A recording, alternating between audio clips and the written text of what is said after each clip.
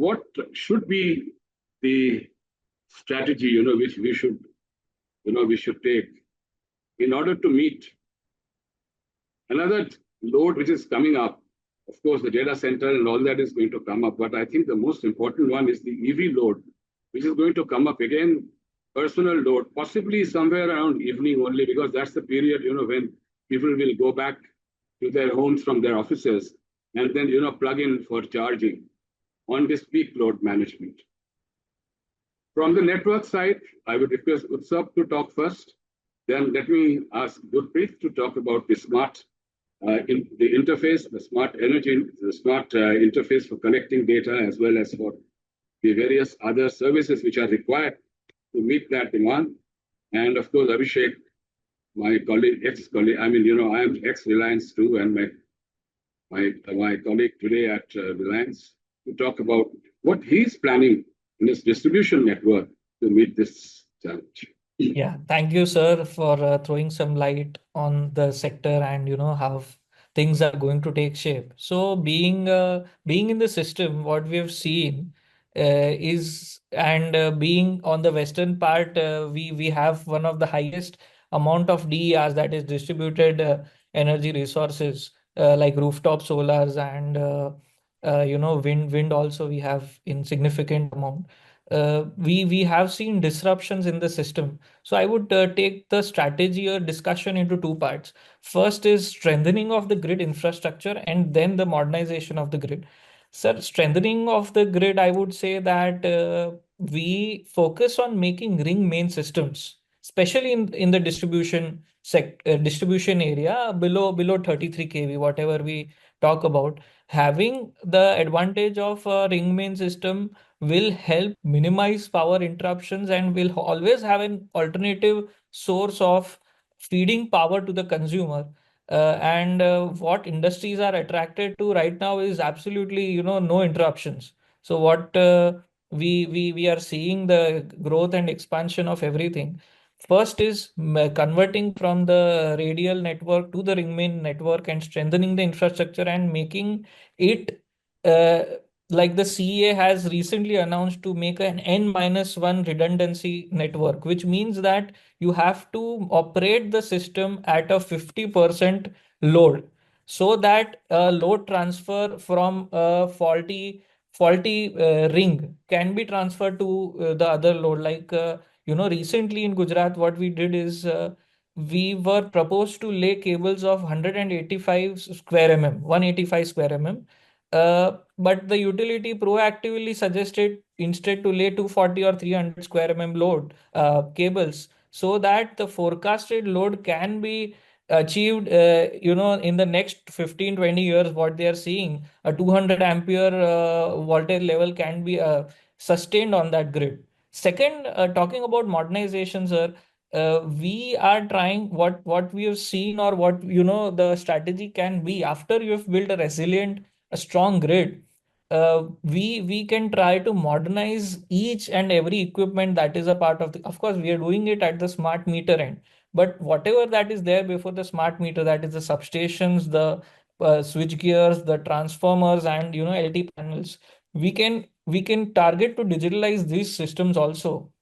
And maybe there is a pilot that is going to happen in a one particular feeder where the entire digitalization will be on a single platform. Another problem that we will be probably facing is various operators are providing various of their individual platforms, so utility can also focus to have a single platform to integrate all the equipments. I think that is how I would perceive the strategy to be. Thank you very much. And I think, you have thrown a very important light, on how you are going to achieve your network strengthening in order to meet the peak demand which is going to come up in the future. Now, next I request Mr. Oberoi. Oberoi, is he still there? Hello?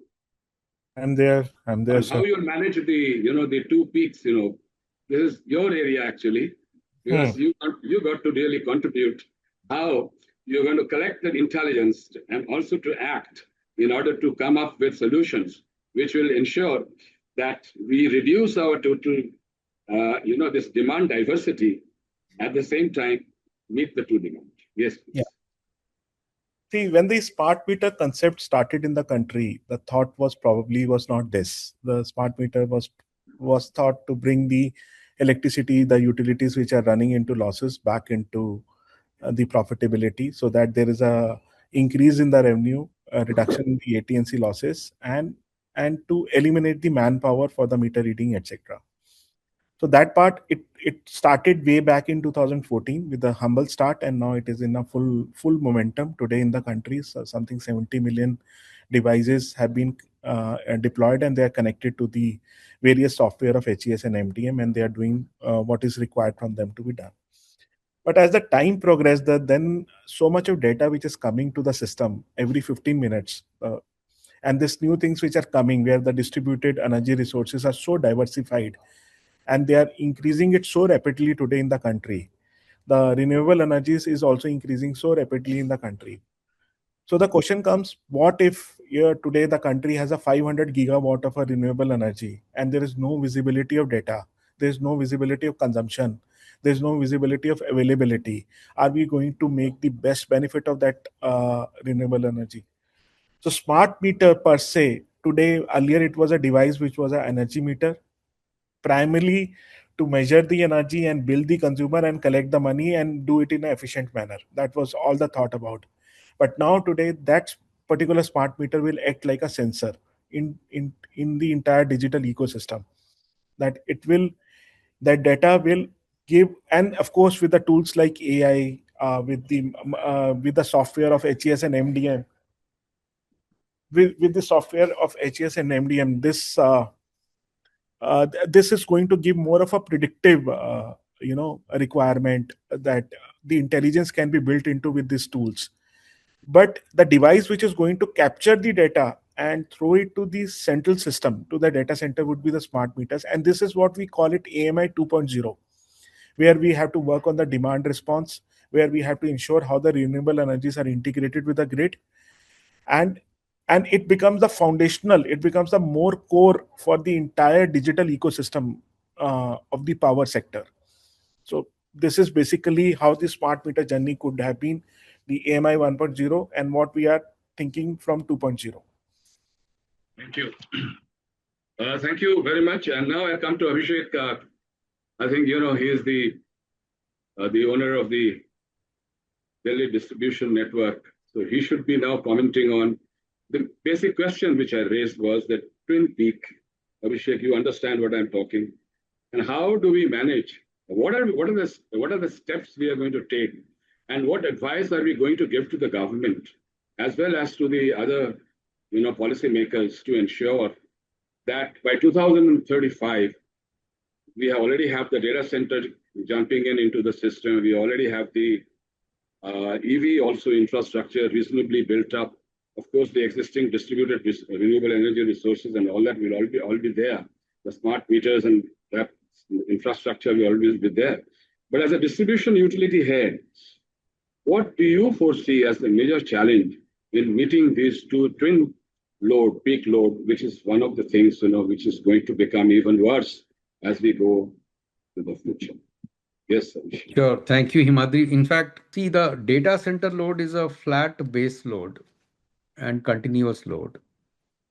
And definitely it is going to add to the peak load as well if it is embedded within the distribution network. That is one.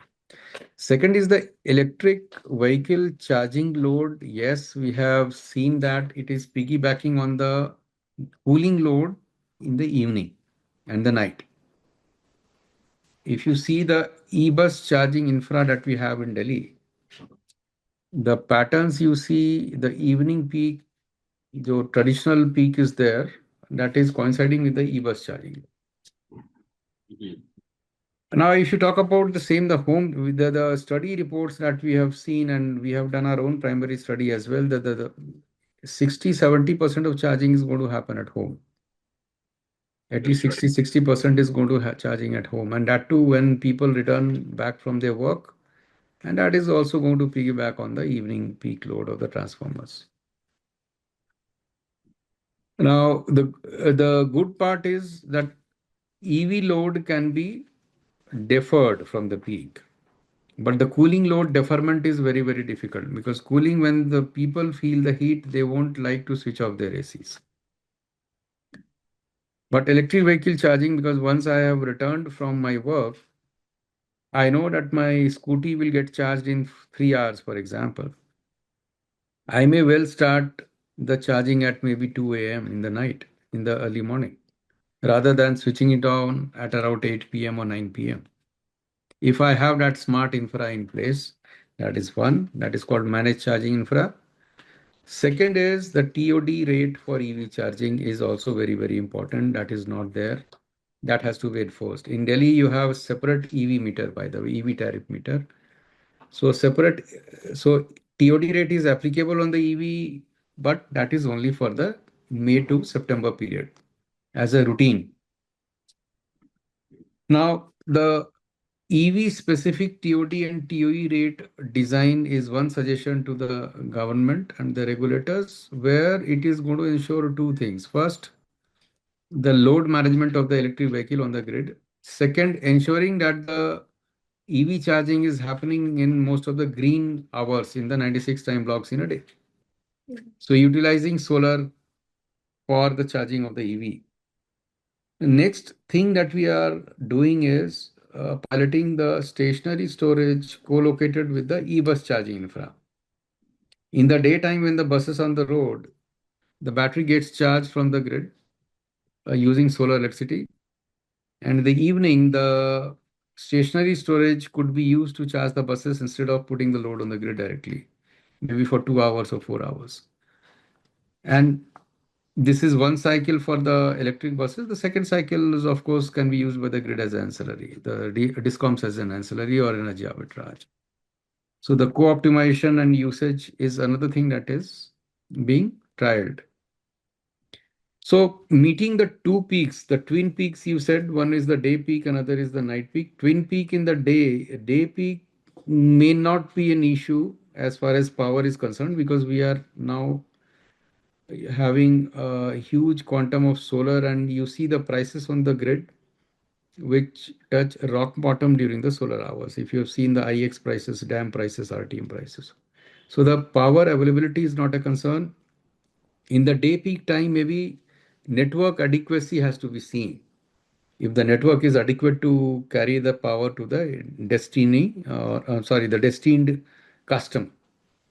So the augmentation of the network also needs involvement. So another thing that we should propose, or we are proposing, is considering storage as a part and parcel of network design, network planning at appropriate voltage levels, be it 11 kV, 400 volt, 33 kV, maybe even behind the meter. So this proposal of having storage as an integral part of network planning study, integrated planning study, becomes very, very important. And the last but not the least is the demand flexibility regulation. In some avatar you have seen in Maharashtra, you have seen in Rajasthan. There has to be a model, I am told that is being under works, model regulation of demand flexibility by FOR. So that demand flexibility regulation is going to put in a framework wherein flexibility is to be rewarded, and therefore the non-wired alternative become an integral part of your network planning. So the DERs, distributed storage, rooftop solar plus storage, flexible vehicles where they can impact or inject into the grid, or while the car is not being used, the buses are not being used as a distributed battery, both for ancillary purposes as well as energy, meeting the energy purposes. This flexibility can help a lot in A, mitigating the peak, B, optimizing the cost of balancing the VRE. Today, as we are aware, the Grid Controller of India, which is a system operator, is invoking gas-based speakers, which are very, very costly. And the cost is being socialized through the UI pool. And many times that is also not sufficient as the VRE quantum of the grid is growing. So the crowdsourced demand flexibility becomes a very important balancer or contributor towards the grid ancillary services. So I'll pause here. Himadri, over to you.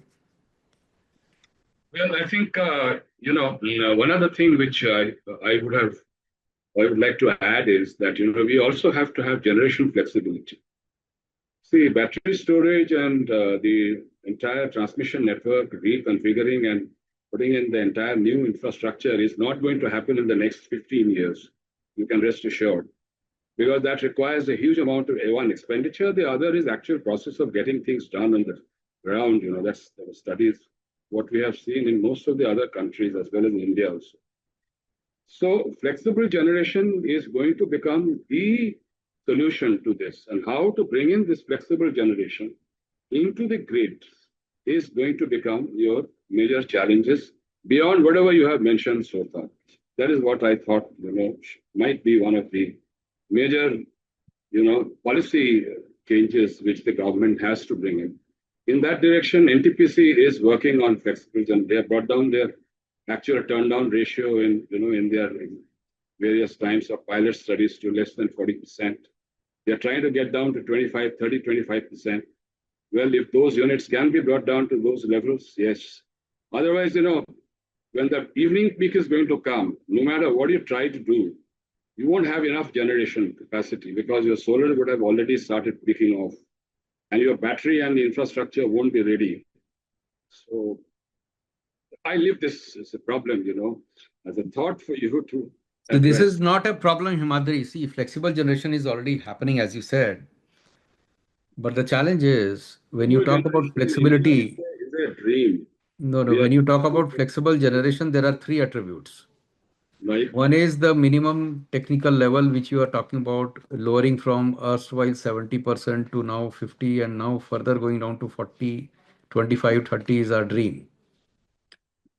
That is number one. Number two is your the status ramp of rates. very poor at the moment. Just let me finish. That's not yet decided from the central government as well as the central utilities to make it a mandate to bring it down below 66 to 30. Second is your ramp rate, ramping up and ramping down rate. So megawatt or percentage megawatt per minute per second. Now the ramp rate requirements, I'm sure you would have seen the duck curves of India. I'm talking about India now. Over the past 5 years and now, the ramp rate requirement has gone up very tremendously in the evening hours and the early morning hours, dawn. Now, the power grid controller of India had done a study, and I remember it. I think it was in 2021 about the flexibility attributes or flexibility quantum of all the CGS, that is central generating stations, including NTPC, NHPC, everything. Now, the flexibility, which is in terms of ramp rate and in terms of the minimum technical level limit, and third was your startup and shutdown times, lead time. Now, they are increasingly becoming inadequate to address the increasing requirement of the flexibility, because more and more VRE, especially the solar, we are adding more solar, lesser wind right now. Right? So flexible generation, yes, it has. In fact, it is not either or. Flexible generation, demand flexibility, flexible demand, both have to come together and then becomes a solution. It's not either or. Okay. Fine, that's okay. I mean, I really admire, the group which we have had today. Thank you, Payal, and thank you, Soil, for arranging this. And I hope we can have more such discussions in the future. And we have the case study for 11 kV DTR with storage. There in the internet, I mean, you can search for kilocalorie battery energy storage, you will get it.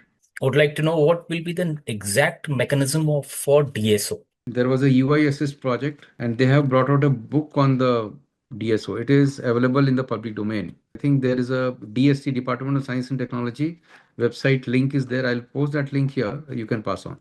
𝙂𝙧𝙞𝙙 sir, do you have anything to ask from Mr. 𝙂𝙧𝙞𝙙? The only thing I would like to know from him is what kind of investments you are actually seeing, in network modernization and network reconfiguration, because he is into that particular area. So if you can throw some light on that, that will be useful, because to my mind, that is a very important milestone, which we have to always keep on looking at. Yes. So about the the budgeting and the funding is all focused right now on strengthening the infrastructure. Like we had the RDSS project, the Revamped Distribution Sector Scheme. We are seeing significant grid improvement, the infrastructure improvement based on loss reduction. That is one investment. That is, it was a 3 lakh crore scheme.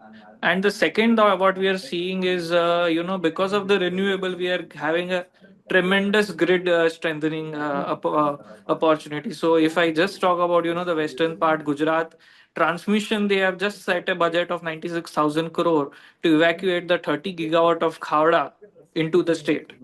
Over a period of 10 years, so we are having a very very good investment opportunity, working opportunity in the infrastructure sector.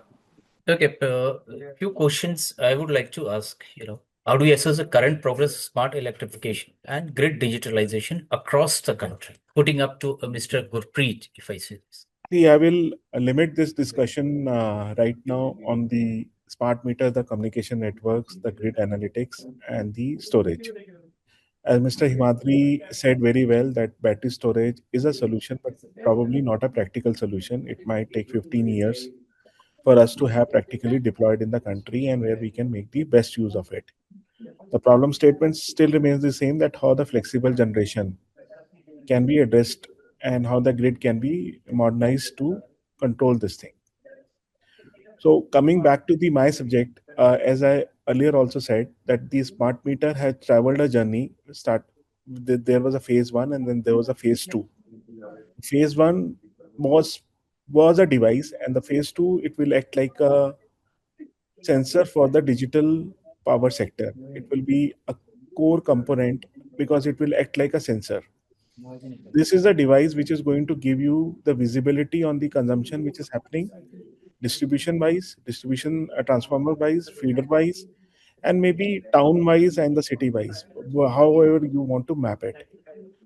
And it will also gives you the various variable generations which are happening in the country. Maybe there will be a consumer who's generating through his rooftop and feeding it back to the grid.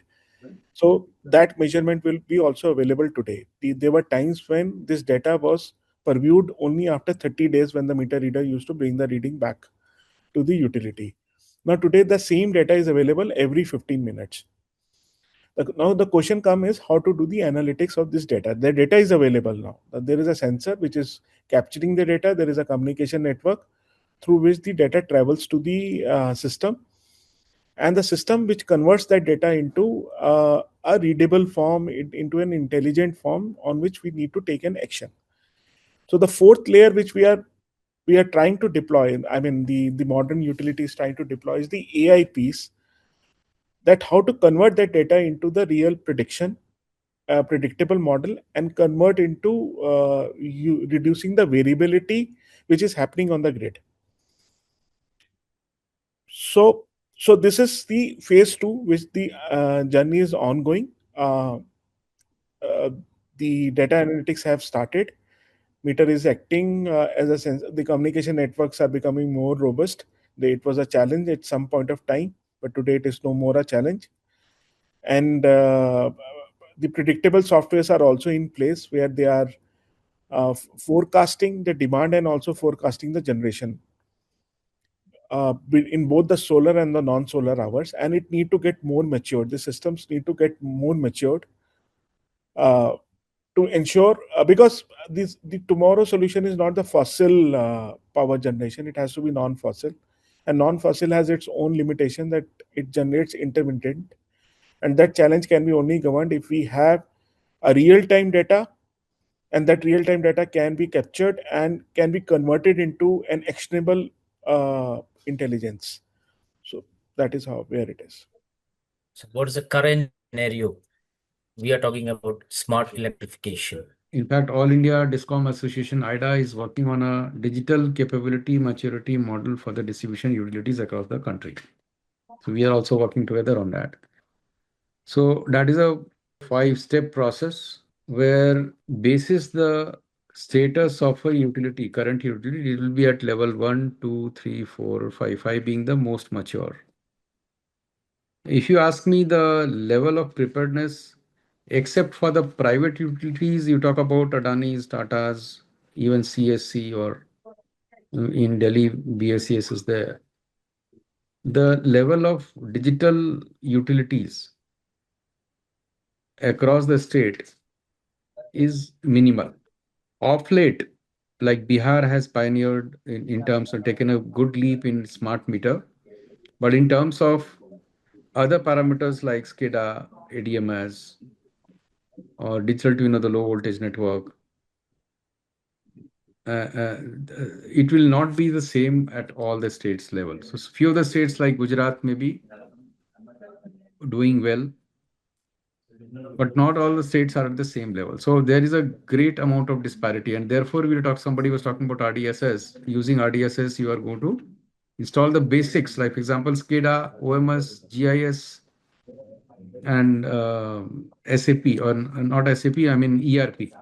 These are the basic building blocks of any utility. Many of the utilities don't have SCADA, or even if they have SCADA, they are not using it. So that way, to answer your query in very short format, the digital readiness of all the utilities, especially the government utilities in India, is not so great. So to address that, first is to assess where you are, and then carry on the steps as to you have to take these steps so that you go on to the next level and next level and next level. That is the work which is being done by IDA as of now. So that is in brief I can talk about it. Do you agree with Mr. Vishek? He was just speaking about. Yes, absolutely. I think infrastructure wise, we are way to go in terms of SCADA, DMS, OMS. We do have a long way to go, but digitally. But I think strengthening of infrastructure through the RDSS scheme, we had a IPDS scheme, RAPDRP scheme. We had many good progress improvements in the system. Mr. Himadri, this is for you. If you can, we are talking about digitalization. Can we also think about human resource? What we actually have right now? What are the incumbent engineers who are rolling in the industry? So, what is your take on them? Yeah, the capability improvement, issue is one of the major challenges what I foresee will be there, for the power and utility sector in the future. Two things have happened. One is that there has been a transition, gradually of most of the engineers towards IT and other services, leaving aside, leaving very few resources of actual hardcore mechanical, electrical engineers, who used to be the pillars of the generation and the other areas. Now that is going to happen more and more, because more and more of solar is going to come. When solar is going to come, naturally the total amount of personnel required will go down. But at the same time, the distribution and the transmission systems, and also the entire data intelligence collection, as well as analytics and everything, is going to grow. But it is not going to be very easy to get those people, because that requires not only a degree, from engineering, but it also requires a lot of experience in actually working, with their own hands in distribution and transmission. Now, the government has come out with schemes, for skilling, and it is also trying to address this through the various kinds of projects, which they are talking about. But I do see still a challenge. That is my thing. Before, Sohail, I would just like to know if Abhishek is still there. There was a question asked by one of the panelists, one of the delegates. Abhishek, this was regarding peer-to-peer trading. What is the status, and what do you think is the future? See, today in the first half, there was a release of a paper or a case study on P2P. Those who want to, get a hang of it are most welcome. It is a public report that we have released along with All India Discom Association and RMI, Rocky Mountain Institute. So that is about the peer-to-peer POC that is continuing since India Impact Summit in February that started. PPDDL, BSCS, and UPPCL or PVNL. Right. So probably you can go ahead and anyone can go ahead and just search for it. It will be there. It should also be there on IDA website as well.